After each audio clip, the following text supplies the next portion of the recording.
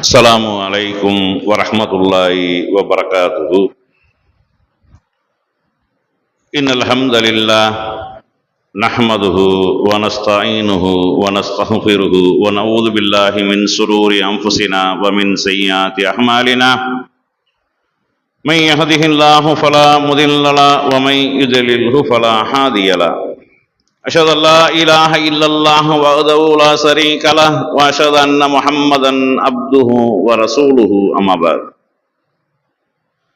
ஃபக்கத் கால அல்லாஹு தஆலா ஃபில் குர்ஆனில் அலீம் வல் ஃபுர்கானில் மஜீத். அஊது பில்லாஹி மினஷ் ஷைத்தானிர் ரஜீம். பிஸ்மில்லாஹிர் ரஹ்மானிர் ரஹீம்.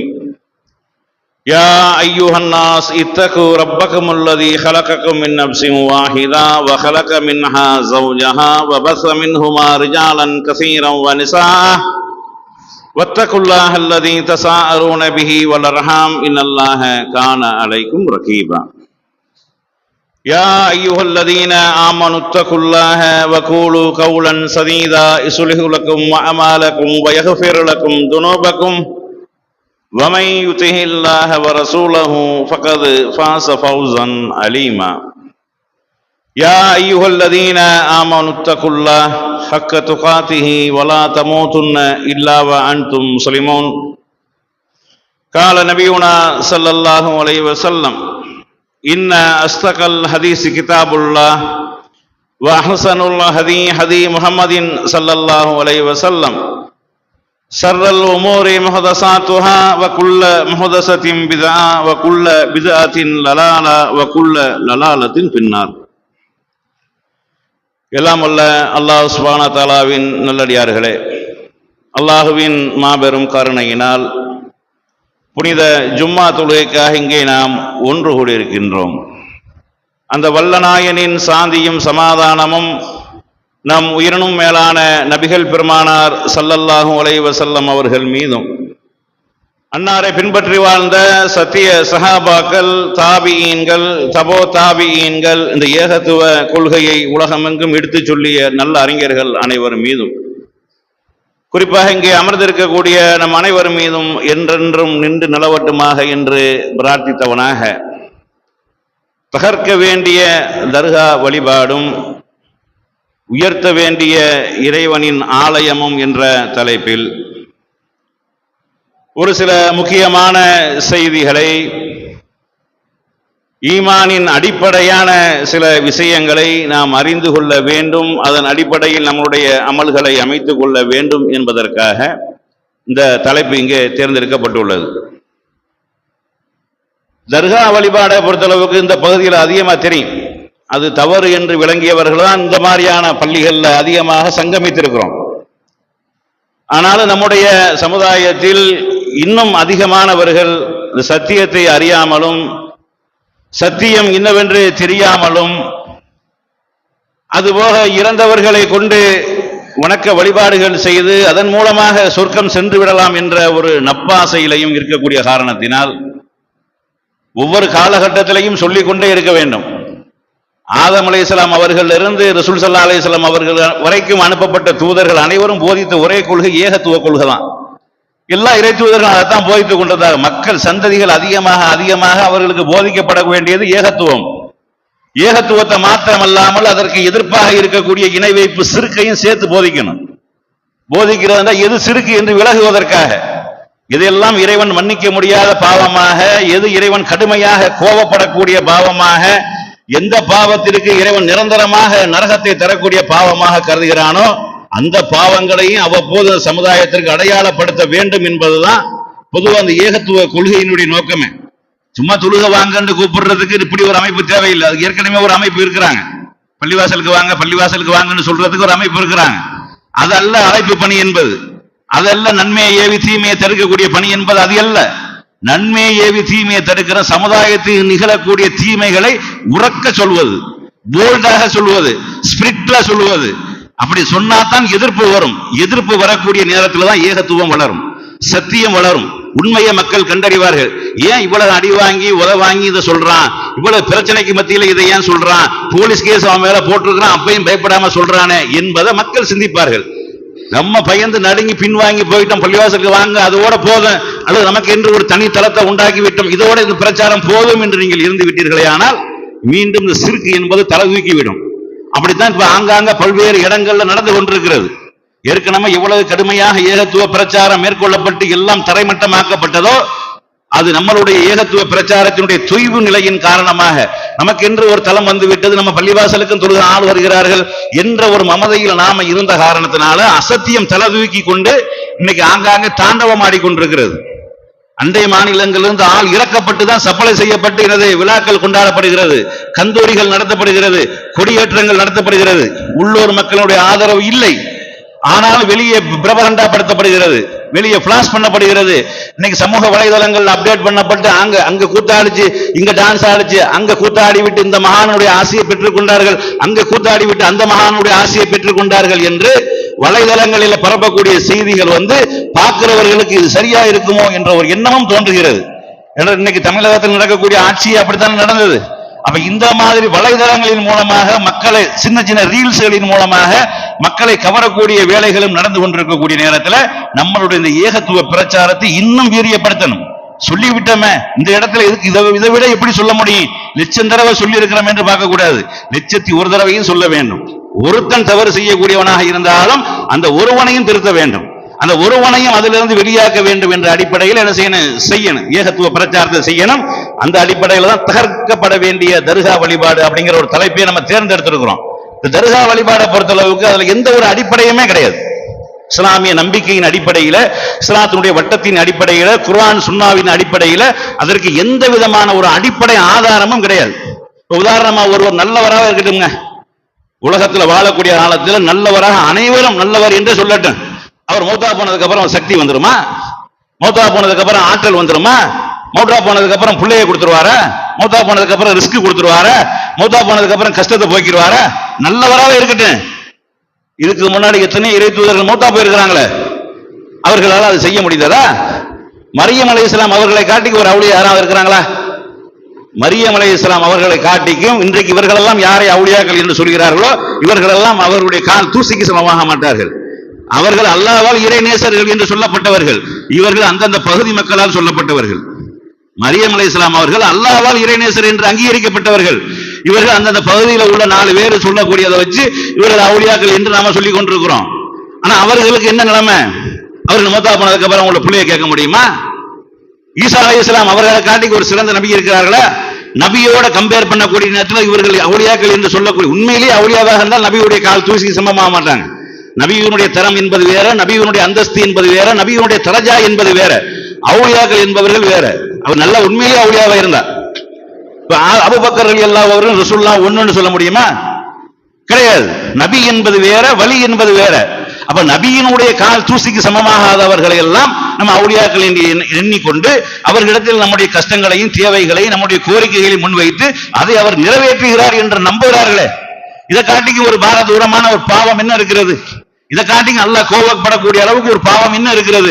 ஈசா அலைஹிஸ்ஸலாம் அவர்களை கூப்பிட்டு அழைத்தால் யா ஈசாவே என்று அழைத்தால் சிறுக்குங்கிறிய, ஈசாவே பிள்ளைய தான் கூப்பிட்டா சிறுக்குன்னு சொல்றிய, மரியமே எங்க கஷ்டத்தை போக்குன்னு கேட்டா சிறுக்குன்னு சொல்றிய, அது பாவம்னு சொல்றிய. அது உங்களுக்கும் இறை தூதர் ஈசா அலைஹிஸ்ஸலாம் அவர்கள் ரசூலுல்லாஹ்க்கு முன்னாடி அனுப்பப்பட்ட மிகச் சிறந்த ஒரு இறை தூதர், அற்புதத்தின் மூலமாக பிறந்த இறை தூதர். அல்லாஹ்வுடைய அருளை கொண்டு பல்வேறு கராமத்துகள், இவங்க சொல்லக்கூடிய கராமத்துகள் கட்டுக்கதைகள், இட்டுக்கட்டப்பட்ட பொய்யான செய்திகள், மிகையாக வர்ணனைப்படுத்தப்பட்ட செய்திகள், இவர்கள் சொல்லக்கூடிய கராமத்துகள், இவர்கள் கிதாபுகளில் எழுதி வைத்திருக்கக்கூடிய கராமத்துகள் எல்லாம் பொய், உண்மையிலே நடக்கவில்லை. இவர்களாக மக்களை வழியை ஏமாற்ற வேண்டும் என்பதற்காக மக்களை என்னது இந்த மாதிரியான ஒரு பிம்பத்தை காட்டி, இந்த மாதிரியான ஒரு மேஜிக் தந்திர வித்தைகளை காட்டி மக்களை மயக்க வேண்டும் என்பதற்காக இந்த மாதிரி செய்யப்பட்ட விஷயங்கள் தான் இவர்கள் எழுதி வைத்திருக்கக்கூடிய கராமத்துகள் என்பது. ஆனா நபிமார்கள் செய்த அந்த முஜிசாத்துகள் என்பது அல்லாஹ்வின் அற்புதத்தால் நிகழ்த்தப்பட்டது. அப்படியாப்பட்ட நபி ஈசா அலைஹிஸ்ஸலாம் அவர்கள் இறந்தவர்களை அல்லாஹ்வுடைய அருள் கொண்டு உயிராக்கினார்கள், பிறவி குருடர்களை அல்லாஹ்வுடைய அருள் கொண்டு பார்வையை உண்டாக்கினார்கள், வெண்குஷ்டத்தை அல்லாஹ்வுடைய அருளை கொண்டு போக்கினார்கள். அப்படியாப்பட்ட நபியை அழைக்கக்கூடியவன காபீர் என்று சொல்றோம், சிறுக்கு என்று சொல்றோம், முஸ்ரிக் என்று சொல்றோம். இறந்து போனவர்களை ஒண்ணுக்கும் உதவாத மண்ணோடு மண்ணாக மக்கி போனவர்கள், உச்சி போனவர்கள், ஒண்ணுமில்லாமல் ஆனவர்களை அழைத்துக் கொண்டு அவர்கள் கேட்பார்கள், அவர்கள் பார்ப்பார்கள், அவர்கள் தருவார்கள். நல்லவராக இருந்துட்டு போட்ட முடியுமா? அப்படி ஒரு ஆற்றல் எல்லாம் கொடுத்திருக்கிறானா? நபிகள் நாயகம் ஸல்லல்லாஹு அலைஹி வஸல்லம் அவர்கள் சொல்றார்கள், இதா மாத்தல் இன்சானு இன்கதஹ அன்ஹு அமலுஹு, ஒரு மனிதன் செத்து போய்விட்டால் அவனுடைய எல்லா செயல்பாடுகளும் துண்டிக்கப்பட்டு விடும். எல்லாம் டோட்டல் க்ளோஸ். எதுவும் கேட்க முடியாது, பார்க்க முடியாது, சிந்திக்க முடியாது, பிடிக்க முடியாது, நடக்க முடியாது, ஓட முடியாது, ஆட முடியாது, வணக்க வழிபாடுகள், இபாதத் அமல்கள் எதுவும் செய்ய முடியாது. அதுக்கு பேர் தான் சாவு என்பது. இது ரசூலுல்லாஹ் அழகா சொல்றாங்க, இதா மாத்தல் இன்சானோ இன்கதஹ அன்ஹு அமலுஹு, ஒரு மனிதன் மரணித்து விடுவானேயானால் அவனுடைய அனைத்து செயல்பாடுகளும் துண்டிக்கப்பட்டு விடும். நம்ம மக்கள் சொல்றாங்க, இல்ல மௌத்தா போனதுக்கு அப்புறம் தான் எக்ஸ்ட்ரா பவர் ஏற்றப்படுகிறது, எக்ஸ்ட்ரா பவர்கள் ஊட்டப்படுகிறது. எப்படி பிற மதத்தில் உருகேற்றப்படுகிறதுன்னு சொல்கிறார்களோ அது மாதிரி எக்ஸ்ட்ரா பவர் ஊட்டப்படுகிறது என்று சொல்லி அவர் இருக்கும்போது ஒரு ஆள் பேசுவதை கேட்பார், செத்து போனதுக்கு அப்புறம் லட்சம் பேர் பேசுவதை கேட்பார். இருக்கும்போது ஒரு ஆளுக்கு தான் அவருக்கு உதவி செய்ய முடியும், செத்து போனதுக்கு அப்புறம் லட்சம் பேருக்கு உதவி செய்ய முடியும். இருக்கும்போது ஒன்னு ரெண்டு தான் பார்க்க முடியும், செத்ததுக்கு அப்புறம் பல லட்சங்களை பார்க்க முடியும் என்று நம்புறாங்களே, இது இஸ்லாமிய நம்பிக்கையா? இதுதான் இறைவன் சொல்லக்கூடிய போதனையா? இதுதான் இறை தூதர்கள் காட்டிய வழிமுறையா? நல்லவர்களை வணங்கப்படக்கூடியவர்களாக ஆக்கியவர்களை ரசூலுல்லாஹ் என்ன சொன்னாங்க? நபி ஸல்லல்லாஹு அலைஹி வஸல்லம் அவர்கள் தன்னுடைய மரண நேரத்தில் இருக்கிறார்கள், மரண வேதனைகள் கடுமையாக பாதிக்கப்பட்டிருக்கிறார்கள். உயிர் தெளிவது, அதாவது என்னது, மூர்ச்சையாகுவதும் மீண்டும் தெளிவதும், மூர்ச்சையாகுவதும் மீண்டும் தெளிவதும், இப்படியான கஷ்டத்தில் உழண்டு கொண்டிருக்கக்கூடிய ரசூல் ஸல்லல்லாஹு அலைஹி வஸல்லம் அவர்கள் அபிசீனியாவில இருந்து அவங்களுடைய மனைவி ஹபீபா, உம்மு ஹபீபா, அவங்க சில செய்திகளை பேசிக்கிட்டு இருக்கிறாங்க. நாங்கள் அபிசீனியா என்ற ஒரு நாட்டிற்கு போனோம், அங்க மரியா என்ற ஒரு கோயில் இவ்வளவு பிரம்மாண்டமாக கட்டப்பட்டிருக்கிறது, எவ்வளவு அழகாக அதுல வடிவமைப்பு செய்யப்பட்டிருக்கிறது என்று பேசிக் கொண்டிருக்கிறார்கள். அப்ப நபிகள் நாயகம் ஸல்லல்லாஹு அலைஹி வஸல்லம் அவர்கள் சொன்னார்கள், ஹப்சாவே, இது என்ன, இது இந்த பூமியில ஒரு நல்ல மனிதர், ரசூலுல்லாஹ் சொல்றாங்க நல்ல மனிதர்ங்கிறாங்க. இவர்கள்லாம் நல்லவர்கள் எந்த ஆதாரமும் இல்ல. தூதர் சொன்னாங்கன்னா நல்லவர் தான், அல்லாஹ் சொன்னா நல்லவர் தான். நாமளா ஒருவர் சொல்லுவோமே, அது நல்லவரா இருக்கவும் செய்யலாம், இல்லாமலும் இருக்கலாம். ஆனா ரசூல் ஸல்லல்லாஹு அலைஹி வஸல்லம் அவர்கள் சொல்கிறார்கள், இந்த பூமியில நல்ல ஒரு மனிதர் வாழ்ந்து மரணித்து விட்டால் அவரை அடக்கம் செய்து விட்டு அவர்கள் மீது ஒரு வழிபாட்டு தலத்தை உண்டாக்கி கொள்கிறார்கள். சிராரு ஹல்கி இந்தல்லாஹ், இவர்கள் தான் அல்லாஹ்வுடைய படைப்பிலே மகா மட்டமானவர்கள். ரசூல் ஸல்லல்லாஹு அலைஹி வஸல்லம் அவங்க சொல்றாங்க, ஒரு மனிதன் மௌத்தா போயிட்டான், நல்லவனா வாழ்ந்து மௌத்தா போயிட்டான், அவனை அடக்கம் செய்து அவன் மீது ஒரு வழிபாட்டு தலத்தை உண்டாக்கி அதன் மீது அவனுடைய போட்டோக்களை மாட்டி விடுகிறார்கள். இவர்கள் தான் மனிதர்களிலே மகா மட்டமானவர்கள், இறைவனுடைய பார்வையில் மகா கேவலமானவர்கள் என்று சொல்லி நபிகள் நாயகம் ஸல்லல்லாஹு அலைஹி வஸல்லம் அவர்கள் தன்னுடைய மரண நேரத்தில் சொன்னார்கள் என்ற செய்தியை நம்ம பார்க்கிறோம். அது மாதிரி லஅனல்லாஹ் யஹூத வன்னசாரா இத்தஹத குபூர் அன்பியாஹி மசாஜித், தங்களுடைய நபிமார்களுடைய அடக்க ஸ்தலங்களை வணக்க ஸ்தலங்களாக ஆக்கிய அந்த யூத கிறிஸ்தவர்களை எல்லாம் நாசமாக்குவானாக. கடைசி நேரத்தில் சொன்ன எச்சரிக்கை, இந்த சமுதாயம் என்னது, ஏகத்துவ கொள்கையில் இருக்கக்கூடிய இந்த சமுதாயம் சிர்கின் பக்கம் நுழைந்து விடக்கூடாது, இறைவனை மறுக்கக்கூடியவர்களாக ஆகிவிடக்கூடாது. இறைவனுக்கு இணையாக, இறைவனுக்கு ஆற்றலுக்கு சமமாக இன்னொரு சக்தி இருக்கிறது, இன்னொரு ஆற்றல் இருக்கிறது, இன்னொருவரால் முடியும் என்ற ஒரு போதனையில் வந்துடக்கூடாது. நல்லவர்கள் என்கிற பேரில் அந்த சைத்தான் இவர்களை வழி எடுத்து விடக்கூடாது, நபிமார்கள் என்கிற பேரில் இவர்களை சைத்தான் வழி எடுத்து விடக்கூடாது என்பதற்காக தன்னுடைய மரண நேரத்தில் அந்த எச்சரிக்கை செய்யறாங்க. அன்னை ஆயிஷா ரலியல்லாஹு அவங்க சொல்றாங்க, நபி ஸல்லல்லாஹு அலைஹி வஸல்லம் அவர்கள் கடைசி நேரத்தில் இந்த மாதிரியான ஒரு எச்சரிக்கை மட்டும் செய்யவில்லை என்றால் அவர்களுடைய கபர்கள் பொது வெளியில் அடக்கப்பட்டும் அதுவும் ஒரு வழிபாட்டு தலங்களாக மாற்றப்பட்டிருக்குங்கிறாங்க. முந்தைய நபிமார்களுக்கு நிகழ்ந்த அதே நிலைமை ரசூலுல்லாஹ்வுக்கு நிகழ்ந்திருக்கும். ஆனா ரசூல் ஸல்லல்லாஹு அலைஹி வஸல்லம் அல்லாஹ்விடத்தில் அதிகமாக பாதுகாப்பு தேடினார்கள். லா தஜ்அல் கப்ரி வஸனை யௌமத், யா அல்லாஹ் என்னுடைய அடக்க ஸ்தலங்களை வணங்கப்படக்கூடிய இடமாக மாற்றி விடாத. அல்லாஹும்ம லா தஜ்அல் கப்ரி ஈதா, என்னுடைய அடக்க ஸ்தலங்களை விழாக்கள் நடக்கும், கொண்டாட்டங்கள் நடக்கும் இடமாக மாற்றி விடாத அல்லாஹ் என்று சொல்லி அல்லாஹ்விடத்தில் அதிகமாக பிரார்த்தனை செய்ததனுடைய விளைவாக அவர்களுடைய கபர்கள் தப்பித்தது. இல்லையா முந்தைய நபிமார்களுக்கு நடந்த அதே நிலைமை. மூசா அலைஹிஸ்ஸலாம் நல்லவர், ஈசா அலைஹிஸ்ஸலாம் அவர்கள் மரணிக்கவில்லை, இருந்தாலும் அல்லாஹ்வால் உயர்த்தப்பட்டவர்கள், அவர்களுக்கு கபர் இருக்காது. ஆனா முந்தைய நபிமார்கள் சுலைமான் அலைஹிஸ்ஸலாமா இருக்கலாம், தாவூத் அலைஹிஸ்ஸலாமா இருக்கலாம், மூசா அலைஹிஸ்ஸலாமா இருக்கலாம், அதற்கு முன்னாடி வாழ்ந்த எந்த நபியா இருக்கலாம், நபிமார்களை அடக்கம் செய்து விட்டு அதை ஒரு வழிபாட்டு தலங்களாக அங்கவே பிரார்த்தனை செய்யக்கூடிய வழிபடக்கூடிய தலங்களாக ஆக்கி கொண்டார்களே, அவர்கள் மீது அல்லாஹ்வுடைய சாபம் உண்டாகட்டும். நம்ம கபர் வணங்கி என்று சொல்லக்கூடிய நேரத்தில் கோபப்படக்கூடிய எல்லாருமே சகோதரனே, நீ சிந்தித்து பார்க்க வேண்டும். அல்லாஹ்வுக்கு செய்யக்கூடிய வணக்கங்கள் அனைத்தும் அங்க செய்யப்படுகிறது. அப்ப நீ வணங்கக்கூடியது எதை? சஜதா செய்வது இறைவனுக்கு மட்டுமே செய்ய வேண்டிய சஜதா சமாதிகளுக்கு முன்னாடி செய்யப்படுதா இல்லையா? செய்யப்படுகிறது. இறைவனுக்கு மட்டுமே அறுத்து பலியிடக்கூடிய வணக்கம் தர்கா தலங்களில் செய்யப்படுகிறது. இறைவனுடைய ஆலயமாக கௌபத்துல்லாஹை மட்டுமே சுற்றக்கூடிய அந்த ஒரு வணக்கம் தர்காவை சுற்றப்படுகிறது. இறைவனுக்காக இறைவனுடைய வணக்கத்தை நிறைவேற்றிவிட்டு போட வேண்டிய அந்த மொட்டை இறந்தவர்களின் வழிபாட்டை சுத்திவிட்டு போடப்படுகிறது. இன்னும் பிரார்த்தனை என்ற வணக்கம் அங்கே செய்யப்படுகிறது. எத்தனை விதமான வணக்கங்கள் தர்கா தலங்களில் கபர்களுக்கு சமாதிகளுக்கு முன்னாடி செய்யப்படுகிறது. அப்ப நீங்க வணங்கக்கூடியது யாரை? அல்லாஹ்வை வணங்குறீங்களா, சமாதியை வணங்குறீங்களா? கபர் வணங்கிகள் என்று சொன்னால் கோபம் மட்டும் வருகிறது. வணங்கக்கூடியது அனைத்தும் கபரைத்தானே வணங்குகிறீர்கள். அங்க சஜிதா செய்வதிலிருந்து, முட்டுவதிலிருந்து, முட்டி போடுவதிலிருந்து, விளக்குல எண்ணெயை ஊற்றி நக்குவதிலிருந்து, பிற மதத்தவர்கள் செய்யக்கூடிய அத்தனை வழிபாடுகளை வணக்கங்களை சர்வ சாதாரணமாக செய்து கொண்டு நீங்க தன்னை முஸ்லிம் என்று அடையாள வேறப்படுத்திக் கொள்கிறீர்கள். அதான் பெரிய ஆச்சரியம். இஸ்லாத்துக்கு எங்களுக்கு சம்பந்தம் இல்லை என்று சொல்லிவிட்டால் நம்ம பொதுவாக சொல்லக்கூடிய அறிவுரையை சொல்லிவிடுவோம். நாங்கள் அல்லாஹ்வை ஏற்றுக்கொண்டிருக்கிறோம், ரசூலுல்லாஹ்வை நாங்கள் ஏற்றுக்கொண்டிருக்கிறோம், குர்ஆனை ஏற்றுக்கொண்டிருக்கிறோம், நபி ஸல்லல்லாஹு அலைஹி வஸல்லம் அவருடைய ஹதீஸை ஏற்றுக்கொண்டிருக்கிறோம் என்று சொல்லிவிட்டு இஸ்லாத்திற்கு சம்பந்தம் இல்லாத விஷயங்களை, பிற மதத்தவர்கள் செய்யக்கூடிய அத்தனை காரியங்களையும் சர்வ சாதாரணமாக செய்கிறீர்களே, பிற மதத்தவருடைய வழிபாடுகளை அப்படியே நீங்க செய்கிறீர்களே, கொடிமரம் ஏற்றி கொடிமரத்தை வணங்குகிறீர்களே. அப்ப கூட கேட்டாங்க, நீங்க மாத்திரம் கொடி ஏற்றி வச்சிருக்கேன், நான் கொடிமரத்தை வெட்டி போட்டு கொடியை கீழே போட்டு செருப்பாக மிதிக்கிறேன், நீ உன் கொடியை மிதிப்பியா அப்படின்னு. இப்படி எனது கொடியை வணங்கக்கூடிய, கொடி கம்பங்களை வணங்கக்கூடியவர்களாக, உண்டியலை வைத்து வருமானம் பார்க்கக்கூடியவர்களாக, இப்படி இறைவனுடைய வணக்க வழிபாடுகள் அனைத்தும் இறந்தவர்களுக்கு முன்னாடி நிகழ்த்தப்படுகிறது. இதைத்தான் ரசூலுல்லாஹ் எச்சரிக்கை செய்தார்கள். முந்தைய நபிமாருடைய அடக்க ஸ்தலங்கள் எப்படி வணங்கப்படக்கூடிய இடமாக மாறிவிட்டதோ, ஆக்கப்பட்டு விட்டதோ, அது மாதிரி நீங்க செஞ்சிடாதீங்க, அது மாதிரி நீங்க ஆக்கிறாதீங்க. நல்லவருங்கிற பேர்ல தான் சைத்தான் வருவான். நல்லவராக இருந்தா இருந்துட்டு போறாரு, அதனால நமக்கு என்ன இருக்குது?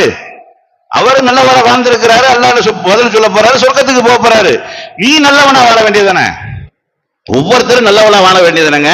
நீ இதை நல்லா பார்க்கலாம். நீங்க ஊருக்கு ஒரு 2 பள்ளிவாசம் இருந்தா அங்க 2 தர்கா இருக்கு, ஊருக்கு ஒரு பள்ளிவாசம் இருந்தா ஒரு தர்கா இருக்கு. ஊருக்கு ஒரு தர்கா கம்பல்சரியாக இருக்க வேண்டும் என்று சட்டம் விதி வகுக்கப்பட்டது மாதிரி எல்லா ஊர்லயும் இருக்கு. இதுக்கு என்ன அர்த்தம்னா, ஊர்ல அவர் ஒரு ஆள் தான் நல்லவர், அவருடைய இறை நேசர் தானே சொல்றாங்க. அவர் ஒருவர் தான் இறை நேசர். அப்படின்னா இருக்கக்கூடிய மற்றவர்கள்லாம் சீத்தாவுடைய நேசர்கள், அதான் அர்த்தம். இவர் மட்டும்தான் நல்லவர், அப்ப நீலாம் அயோக்கியம் தானே, இவன் தான் உத்தம புத்திரன்டா, நீ யார்? அப்ப அவர் மட்டும்தான் அவளியான, நம்மளாம் யாருங்க? நம்மள இப்படி சொல்கிறார்கள், நீங்க எல்லாம் இறை நேசர்கள் இல்லை. அப்படின்னா என்னது? ஒன்னு 2 தாங்க இருக்கு. ஒன்னு அவுலியாவுர் ரஹ்மான், ஒன்னு ரஹ்மானுடைய நேசர்கள், இன்னொன்னு அவுலியாவுர் சைத்தான், சைத்தானுடைய நேசர்கள். மூன்றாவதெல்லாம் ஒண்ணு கிடையாது. அந்த இதுல தரங்கள் இருக்கிறது. இறை நேசர்கள்லயே நல்லவர்களா இருக்கக்கூடியவங்களை ரொம்ப அதிக வணக்க வழிபாடுகள் செய்து நல்லவர்களா இருப்பாங்க, கொஞ்சம் வணக்க வழிபாடு செய்து மீடியமா இருப்பாங்க. அப்படித்தான் இருக்குமே ஒழிய நியூட்டன் ஒன்று இருக்குதா, மூன்றாவது இருக்குதா? மூன்றாவதாக இருக்கக்கூடியது சைத்தானுடைய தோழர்கள் தான். ஏன்? நயவஞ்சகர்கள். ஒண்ணு நல்லவன் கெட்டவன், மூணாவது அங்கிட்டும் இல்லாம இங்கிட்டும் இல்லாம இருந்தாண்டா அவனுக்கு பேர் முனாஃபிக், நயவஞ்சகன். நயவஞ்சகன் யாரோட சேர்ந்தவன்? இந்த 2வது பார்ட்டியோட சேர்ந்தவன். நல்லவன், கெட்டவன், நயவஞ்சகன், இவங்க எல்லாம் ஒரு பார்ட்டியில உள்ள இருக்கு. அப்ப 2 பார்ட்டி தான் இருக்குது. ஒன்னு அல்லாஹ்வுடைய நேசர், இன்னொன்னு சைத்தானுடைய நேசர். சரி, ஒருவர் அவுலியா என்று நம்மளால கண்டுபிடிக்க முடியுமா? உலக விஷயங்கள்ல இருக்கக்கூடிய நடைமுறைகள்ல பார்த்து இவர் நல்லவர், தொழுக வராரு, பிள்ளையார் கட்சி வேலையும் வராரு, தலையில் தொப்பி போட்டிருக்கிறாரு, ஜிப்பா போட்டிருக்கிறாரு அப்படிங்கிற அளவுக்கு வெளிப்படையில நல்லவன்னு சொல்லலாமே ஒழிய உள்ளத்தை புலந்து பார்த்துட முடியுமா? இவன் உண்மையிலேயே நல்லதுக்கு தான் வரானா? இன்னைக்கு நம்ம பார்க்கிறோம். எத்தனையோ பெரிய பெரிய மைக்கையும் பெரிய தலையில துப்பாவையும் பெரிய பெரிய வட்டையும் கட்டிக்கிட்டு மைக்கில் உபதேசம் பண்ணவர்கள், அழுது ஒப்பாரி வச்சவர்கள் பல கோடி ரூபாய் ஆட்டையப்பட்டு போயிட்டாங்க. இன்னைக்கு பெரிய அளவுல பிரச்சனை ஓடிக்கிட்டு இருக்கு. அந்த மாதிரி எல்லாம் நம்ம பார்க்கிறோம். மக்களை ஏமாத்துவதற்காக எதையும் செய்வாங்க. இந்த உலகத்துல இன்பம் அனுபவிக்கிறதுக்காக, இந்த உலகத்துல சுகம் அனுபவிப்பதற்காக மக்களை ஏமாற்றக்கூடியவங்க தான் அதிகமா இருக்கிறாங்க. இறை எச்சமுடையவன் இப்பெல்லாம் பந்தா காட்ட மாட்டான், பகட்டு காட்ட மாட்டான், தன்னை அடையாளப்படுத்த வேண்டும் என்று விரும்ப மாட்டான். தன்னை மற்றவர்கள் அடையாளப்படுத்தக்கூடிய நேரத்தில் கூட எதிர்ப்பான். ஏன்? பிறர் உன்னை மூஞ்சிக்கு நேரம் புகழ்ந்தாலும் அவன் நாசமாக்கிறான் சொன்னாங்க. அவன் மூஞ்சில மண்ணலி கூட்டுன்னு சொன்னாங்க.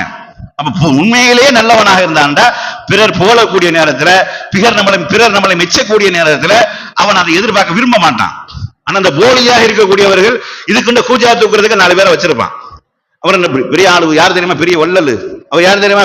அவர் பெரிய அதை செஞ்சாரு, 5 வேளையும் தொழுகிட்டு போறாரு. உனக்கு என்ன? அவருக்கு கடமையிடாது. 5 வேளை அவர் தொழுகணும் என்பது அவனுக்கு அவன் இறைவனை விதித்த கடமை, அதை செய்யணும். இல்லைன்னா கேட்பான்ல. தொழுதாருன்னு பெரிய பெருமையா பீத்துறது என்ன இருக்கு? 30 நோம்பு பிடிச்சிட்டு போறாரு. அவர் பிடிக்கணும், பிடிக்காத மறுமையில கேட்பான். காசு பணத்தை கொடுத்து ஹஜ்ஜி செய்யலாம், ஏன் செய்யல? ஹாஜி என்ன ஹாஜி? ஹஜ்ஜிக்கு போறது அவருக்கு விதிக்கப்பட்ட கடமை, அவர் செய்ய வேண்டும். செய்யனா இறைவன் முன்னாடி நிக்க வேண்டும் குற்றவாளியாக. ஹஜ்ஜிக்கு போயிட்டு வந்து இப்படி என்னது பெரிய பந்தா காட்டுறதனுடைய விளைவுதான் ஒருத்தர் பெரிய தோற்றத்தை உண்டாக்குறது. ஆனா யதார்த்தம் என்ன? ஒருவரால கண்டுபிடிக்கவே முடியாது.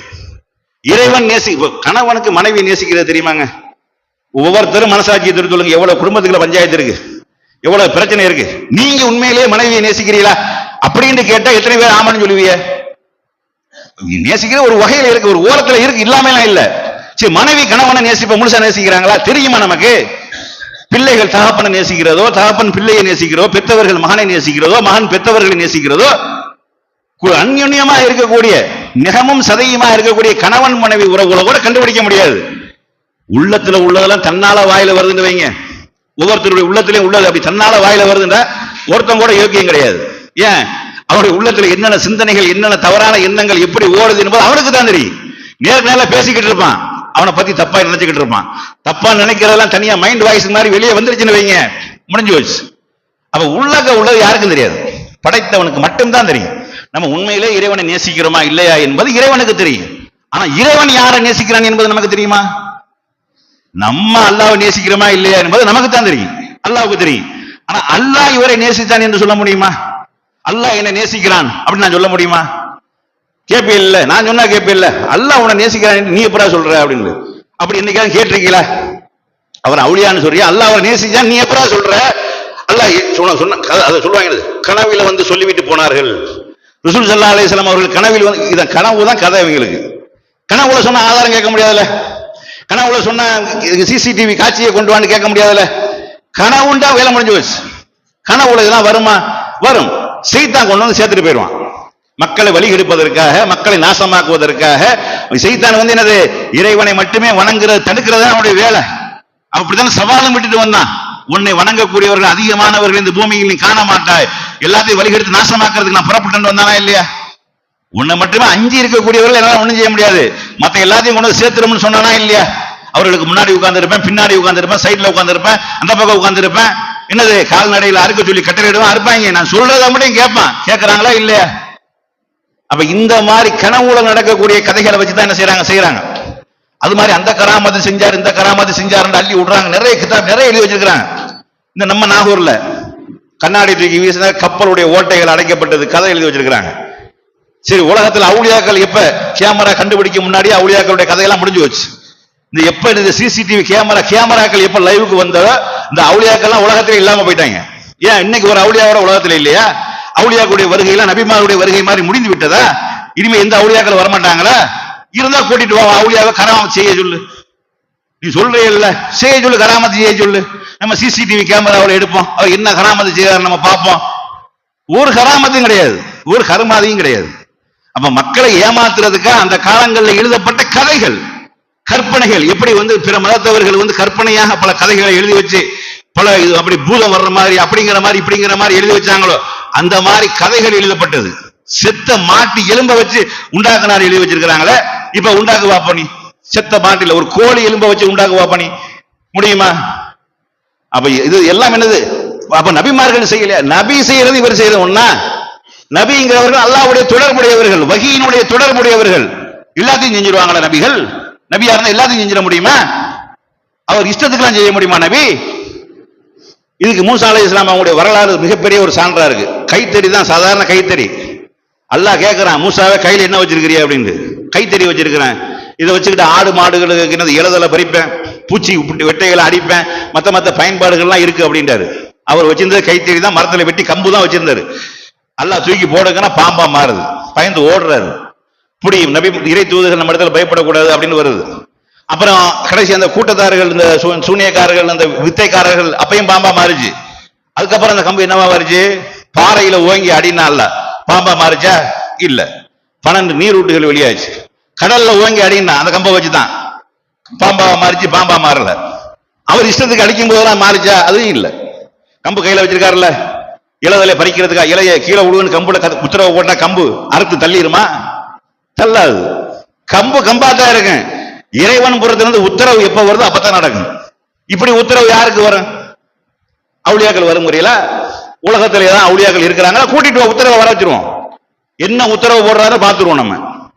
அப்ப இந்த கேமரா கண்டுபிடிக்க முன்னாடி நடந்த கதைகளும் கப்சாக்களும் இதெல்லாம் கராமத்துங்கிற பேர்ல அள்ளி விட்டு மக்களை ஏமாத்தி கொண்டு இன்னமும் அதிலேயே நம்பிக்கை வச்சிருக்கிறாங்க. இவ்வளவு அறிவு, நாலேஜ், டெக்னாலஜி வளர்ந்ததுக்கு அப்புறம் சிந்திக்க மாட்டேங்கிறாங்க. எவ்வளவு பெரிய அவுலியா தெரியுமா? என்னென்ன செஞ்சாரு தெரியுமாண்டு. குடலை கழுவுன அவுலியான்னு எழுதி வச்சிருக்காங்க.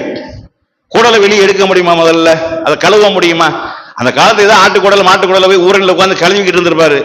எவனா பார்த்துட்டீங்கன்னா தண்ணி இல்லாத காலத்துல தண்ணியை போட்டு வீணாக்குறியா அப்படிங்கும் போது இது ஆட்டுக்குடல் கிடையாது, ஏன் குடல் தான் கதை விட்டுருப்பான். அவன் நம்பிக்கிட்டு பேப்பைய ஊர் ஊரா பரப்பியிருப்பான், குடலை கழுவிட்டாரு அப்படின்னு சொல்லி. இப்படித்தான் நடந்திருக்கு. இதெல்லாம் உண்மையா? குடலை கழட்டி கழுவ முடியுமா? அப்படி ஒரு இருந்தாலும் கழட்டி கழுவ சொல்லு, கிட்னியை கழட்டி கழுவ சொல்லு, பாத்துருவோம், நம்ம கலெக்டர் இல்லையான்னு பாத்துருவோம். அப்ப இப்படி கதைகளை கப்சாக்களை நம்பிக்கொண்டு ஈமானை இழந்து கொண்டு இறைவனுடைய கோபத்திற்கு ஆளாகி கொண்டிருக்கிறார்கள். இப்படியான தர்கா வழிபாடு என்பது தரைமட்டமாக்கப்பட வேண்டும், தகர்க்கப்பட வேண்டும், இல்லாமல் ஆக்கப்பட வேண்டும். இறைவனை வணங்கக்கூடிய ஆலயங்கள் உயர்த்தப்பட வேண்டும். இன்னைக்கு இறைவனை வணங்கப்படக்கூடிய ஆலயங்களும் சிறுக்கு வைக்கக்கூடிய தலங்களாக மாறிவிட்டது. இறைவனை வணங்குவதற்காக கட்டப்பட்ட ஆலயங்கள், பல ஆலயங்கள் இணை வைப்புடைய கேந்திரமாக, இணை வைப்பு தலங்களாக, இணை வைப்பார்களுக்கு ஆதரவான ஒரு கேந்திரமாக மாற்றப்பட்டதா இல்லையா? பள்ளிவாசல்ல உட்கார்ந்து மௌலுது பாட்டு படிக்கிறாங்க, யா நபி ஸலாம் அலைக்கும்ங்கறாங்க, அது யா முஹய்யிதீன்னு கூப்பிடுறாங்க, சாவுல் ஹமீது நாகூரியே அப்படின்னு கூப்பிடுறாங்க. இவர்கள்லாம் யாருன்னு கேட்கிறாங்க. அல்லாஹ்வை மட்டுமே வணங்க வேண்டிய அவனுடைய தலத்தில், அவனுடைய இல்லத்தில் அல்லாஹ் அல்லாதவர்கள் அழைக்க விரும்புவானா? அல்லாஹ் அன்னல் மசாஜித லில்லாஹ் ஃபலா தது மஅல்லாஹி அஹதா, பள்ளிவாசல் என்பது அல்லாஹ்வுக்கு மட்டுமே சொந்தமானது, அங்க அவனை தவிர வேற எவனையும் நீங்கள் அழைக்காதீர்கள் என்று அல்லாஹ் சொல்றான். இங்க பள்ளிவாசல் உள்ள உட்கார்ந்துட்டு அந்த கஃபாருல் ஹதாயா, நபியே நீங்கள் தான் எங்களுடைய பாவங்களை மன்னிக்க கூடியவர். எப்ப சொன்னாங்க ரசூலுல்லாஹ் உன் பாவத்தை நான் மன்னிப்பேன்? அதுக்காக ரசூலுல்லாஹ் வந்தாங்க? எப்படி ஈசா அலைஹிஸ்ஸலாம் அவர்களை கொண்டு கிறிஸ்தவத்தை ஊத்தி மூடினார்களோ அது மாதிரி இவங்க என்ன செய்ய பார்க்கறாங்க? ரசூலுல்லாஹ்வை கொண்டு இஸ்லாத்தை அழிக்க பார்க்கிறார்கள். எந்த கொள்கையை ரசூலுல்லாஹ் போதிக்க வந்தார்களோ, எந்த கொள்கையை எதிர்த்து களமாடினார்களோ, எதிர்த்து களமாடிய கொள்கையை ரசூலுல்லாஹ் மேலே திணிக்கிறாங்க. ஒரு இறைவனை மட்டும்தான் வணங்க வேண்டும், அவனுக்கு நிகராக வேற எதை ஒன்றையும் ஆக்கக்கூடாது என்று சொல்லி போதித்த அல்லாஹ்வுடைய தூதர் ஸல்லல்லாஹு அலைஹி வஸல்லம் அவர்களையே பாவங்கள் அனைத்தையும் மன்னிக்க கூடியவர், அழித்தொழிக்கக்கூடிய பெரும் பாவங்களை மன்னிக்க கூடியவர் நீங்க எழுதி வச்சிருக்காங்க. இதை பள்ளிவாசல்ல உட்கார்ந்து பாட்டு படிக்கமா? பள்ளிவாசல் உட்கார்ந்து பாட்டு படிக்க அனுமதி இருக்கா? அபுதாவுதுல வரக்கூடிய ஒரு ஹதீஸ், பள்ளிவாசல் உட்கார்ந்து கவிதை படிப்பதை நபி ஸல்லல்லாஹு அலைஹி வஸல்லம் அவர்கள் தடை செய்தார்கள் என்று அபுதாவுதுல ஆதாரப்பூர்வமாக பதிவு செய்யப்பட்டிருக்கிறது. பள்ளிவாசல்ல உட்கார்ந்து சினிமா மெட்டுகள்ல உட்கார்ந்து பாட்டு படிச்சுக்கிட்டு இருக்காங்க. சரி, பாட்டு படிக்கிறது வணக்கம்னா அங்கிட்டு 10 பேர் இங்கிட்டு 10 பேர் உட்கார்ந்து நான் ஒரு பாட்டை படிக்க வேண்டியதானே? படிப்பியா? அரபியில் எழுதி வச்சா தான் பாட்டா? தமிழ்ல எழுதுனா பாட்டு இல்லையா? நல்ல கருத்து உள்ள சினிமா பாட்டு அங்கிட்டு ஒரு 10 பேர் இங்கிட்டு 10 பேர் உட்கார்ந்து படிக்க வேண்டியதானே? படிப்பியா? அப்ப யாரை ஏமாத்த பாக்குறீங்க நீங்க? எந்த மக்களை ஏமாத்த பாக்குறீங்க? இந்த மக்களை வைத்து நீங்க வயிறு வளர்க்கிறீர்கள். இந்த மக்களை ஏமாத்தி நீங்க என்னத்துக்கு சம்பாதிக்கிற? நீ சம்பாதிக்கிறது ஹலாலான வருமானமா? நரக நெருப்பை திங்கிறியா? அப்ப விளங்கணுமா இல்லையா? அது மாதிரி மொய்தீன் அப்துல் காதர் ஜீலானி அவர் தான் அகில உலக அவுலியாக்கள் ஒரு பிம்பத்தை ஏற்படுத்தி, அவருக்கு இல்லாத கதைகள் எல்லாம் உலகத்துல கிடையாது. அல்லாஹ்வுடன் தோத்து போயிடுவான். ரசூலுல்லாஹ்வுடன் கிட்டத்தில் நிக்க முடியாது. யாரு? மொய்தீன் அப்துல் காதர் ஜீலானி முன்னாடி நிக்க முடியாது. எழுதி வச்சிருக்காங்க, வமையு நாதி சிமி அல்ஃபம் பி ஹல்வதிஹி அஜமம் பி ஹிம்மதிஹி சரமன் லி அஃபவதிஹி அஜப்துஹு முஸ்ரியம் மின் அஜ்லி தாவதிஹி ஃபல்யது யா அப்துல் காதர் முஹய்யிதீன். தனிமையில இறந்தவராகவும் உறக்கத்தை கலைத்தவராகவும் என்ன எவன் 1000 முறை அழைக்கிறானோ அவனுக்கு நான் ஓடோடி வந்து பதில் தருவேன். யா முஹய்யிதீன் கூப்பிடு அப்படின்னு சொல்றான். எழுதி வச்சிருக்கான். கூப்பிடு பாப்போம், இப்ப கூப்பிடு, இப்ப சபைக்கு கூப்பிடு பாப்போம். மொய்தீன் அப்துல் காதர் ஜீலானி வர சொல்லு. நீ 1000 முறை இல்ல 1,00,000 முறையால வரவை, சபைக்கு வரவை, பேசிக்கிறோம். நான் போனதுக்கு அப்புறம் பேசணும் விருப்பம் பண்ணாலும் செல் நம்பரை கூட பேசிக்கிறோம். யாரை ஏமாத்த பாக்குறிய? எந்த மக்களை நரகத்திற்கு அழைக்கக்கூடிய ஏவலாளிகளா இருக்கிறீங்கள? இதெல்லாம் என்ன மார்க்கம் சொல்லக்கூடிய போதனையா? ரசூலுல்லாஹ் என்னைக்காவது சொன்னாங்களே யா முஹம்மதுன்னு கூப்பிட்டு நான் வந்து நிக்கிறேன்னு சொன்னாங்களா? வந்தாங்களா? ரசூலுல்லாஹ் மௌத்தா போயிட்டாங்களா? மௌத்தா போல அந்த சர்ச்சை கிளம்பக்கூடிய நேரத்துல, அந்த மக்களே திகைத்து போய் நிற்கக்கூடிய நேரத்துல, அந்த சமுதாயமே நிலை குலைந்து போய் நிற்கக்கூடிய நேரத்துல நான் மௌத்தா போயிட்டேன்னு சொன்னாங்களா? அபூபக்கர் வந்து உண்மையை வெளிப்படுத்துற வரைக்கும் தெரியலையே. 2 ஆட்சிகள் நடந்து விடுமோ என்று அஞ்சக்கூடிய அளவுக்கு மின்னா அமீரும் மின்கும் அமீர், உங்கள ஒரு தலைவரை தேர்ந்தெடுத்துக் கொள்ளுங்கள் என்று அன்சாரிகள் முஹாஜிர்களை பார்த்து சொல்றாங்க. நாங்க ஒரு தலைவரை தேர்ந்தெடுத்துக் கொள்ளும் அன்சாரிகள் சொல்றாங்க. 2 நாடாக பிரிய இருந்த அந்த நேரத்துல சொன்னாங்களா ரசூலுல்லாஹ்? வந்தாங்களா? வர முடிஞ்சதா? ரசூலுல்லாஹ்வுடைய மனைவிக்கும் ரசூலுல்லாஹ்வுடைய மருமகனுக்கு யுத்தம் நடந்தது. அங்கிட்டும் இங்கிட்டும் பலாயிரக்கணக்கான மக்கள்கள், சஹாபாக்கள், முஸ்லிம்கள் கொல்லப்பட்டார்களே. வந்தார்களா? முஆவியா ரலியல்லாஹு அவர்களுக்கும் அலி ரலியல்லாஹுவுக்கும் நடந்த யுத்தத்துல அங்கிட்டும் இங்கிட்டும் பலாயிரக்கணக்கான சஹாபாக்கள், முஸ்லிம்கள் கொல்லப்பட்டார்களே. வந்தார்களா? கர்பலா என்ற இடத்தில் ரசூலுல்லாஹ்வுடைய பேர குழந்தைகள் கருவறுக்கப்பட்டார்களே. வந்தார்களா? இவன் கூப்பிடுறான் 1000 தடவை அழைச்சா வருவாருண்டு. வர வை பார்ப்போம், சிசிடிவி கேமரா 4 மூலையில வை, போக்கஸ போடு, வரட்டு மாத்துருவோம், என்ன என்று பேசிடுவோம். அதெல்லாம் ஃப்ராட். மக்களை அவரும் சொல்ல கிடையாது. அப்படி சொல்லி இருந்தாலும் நான் வருவேன்னு சொன்னாங்க. செத்ததுக்கு அப்புறம் நான் வருவேன்னு ஒருத்தர் சொல்றாங்க. எப்படி சொல்ல முடியும்? சொல்ல முடியுமா? வர முடியுமா? அப்படி இது வரைக்கும் யாராவது மாண்டவர்கள் மீண்டதுண்டா? கிடையவே கிடையாது. யாரும் வர முடியாது. வருவதாக இருந்தால் ரசூலுல்லாஹ் வந்திருக்க வேண்டும். எத்தனையோ சந்தர்ப்பங்கள் இருந்துச்சு, அவரையும் விடல. ரசூலுல்லாஹ்வே மௌலிது ஓதுற சபையில வந்து ஆஜராகிறான்ட்டாங்க. எங்கடா ஆஜரா இருக்காரு? அதோட கதை விட்டாங்க. மொய்தீன் அப்துல் காதர் வந்துட்டு போயிட்டாரு. எங்க இந்த இருக்குவாரு குத்திட்டு இருட்டு தீக்கிறங்கிற பேர்ல உண்டாக்கி வச்சு இந்த மக்களை ஒண்ணும் என்னது இருளிலேயே மூழ்க வச்சிருக்கிறீங்களே, இப்படி வழி எடுத்து வைத்திருக்கிறார்கள். இதையெல்லாம் அடித்து தரமட்டமாக்கப்பட வேண்டும். இறைவனுடைய ஆலயங்கள் உயர்த்தப்பட வேண்டும். ஏகத்துவம் அங்கு முழங்க வேண்டும். இறைவன் மட்டுமே வணங்கக்கூடிய ஒரு வழிபாட்டு தலங்கள் ஒவ்வொரு இடங்களிலும் உண்டாக வேண்டும். இன்னைக்கு இந்த இடத்துல உண்டாக இருக்கிறது. அல்லாஹ்வுடைய அருளால பலாயிரக்கணக்கான மக்கள் மத்தியில் சென்றடைகிறது. இப்படி ஒவ்வொரு ஊரிலையும் ஏகத்துவ ஜோதியை வெளியாகக்கூடிய ஏகத்துவத்தை போதிக்கக்கூடிய தலங்கள், கேந்திரங்கள், மர்கஸ்கள், பள்ளிவாசல்கள் உண்டாக்கப்பட வேண்டும், உண்டாக வேண்டும். உண்டாகி சத்தியத்தை சரியான முறையில் மக்களுக்கு கொண்டு சேர்க்கக்கூடிய ஒரு பணிகள் நிகழ வேண்டும். அசத்தியங்கள் அடியோடு அறுத்து எரியப்பட வேண்டும். அந்த மாதிரியான பணிகள் செய்யணும். வீரியம் குறைந்து விடக்கூடாது. சத்தியத்தில் இருக்கக்கூடியவர்கள் குறைந்தே விடக்கூடாது. இன்னைக்கு நம்ம பார்க்கிறோம், மந்த நிலைகள் ஏற்பட்டு விட்டது. ஏகத்துவத்தை சொல்வதில், போதிப்பதில் எவ்வளவு வீரியமாக, அதற்கு முன்னாடி 10 வருஷம் 20 வருஷத்துக்கு முன்னாடி எவ்வளவு வீரியமாக அந்த சத்தியத்தை சொன்னமோ அந்த அளவுக்கு கிடையாது. ஊருக்கு 2 பேர் 3 பேர் இருக்கும்போது சொல்லப்பட்ட அந்த வீரியம், சத்தியம் சொன்ன விதம் இன்னைக்கு 1000 பேர் 100 பேரா வந்ததுக்கு அப்புறம் மந்தமா போச்சு. இப்படி இருந்துச்சாங்க. அடுத்த ஜெனரேஷன் என்பது பழைய குருடி கதவை திரடிக்கிற மாதிரி மீண்டும் பழைய நிலைக்கு சென்று விடுவார்கள். ஏகத்துவத்தை அவ்வளவு வீரியமாகவும் உறுதியாகவும் சொல்ல வேண்டும். சத்தியத்தை எந்த அளவுக்கு வீரியமாக சொல்கிறோமோ அதே அளவுக்கு அசத்தியத்தை அடித்து நொறுக்கக்கூடிய அந்த போதனைகளையும் செய்ய வேண்டும். அதுதான் நன்மையை ஏவி தீமையை தடுப்பது என்பது கூறி என்னுடைய முதல் உரையை நிறைவு செய்கின்றேன். வாஹிர் தவானா அனில் அல்ஹம்துலில்லாஹி ரப்பில் ஆலமீன்.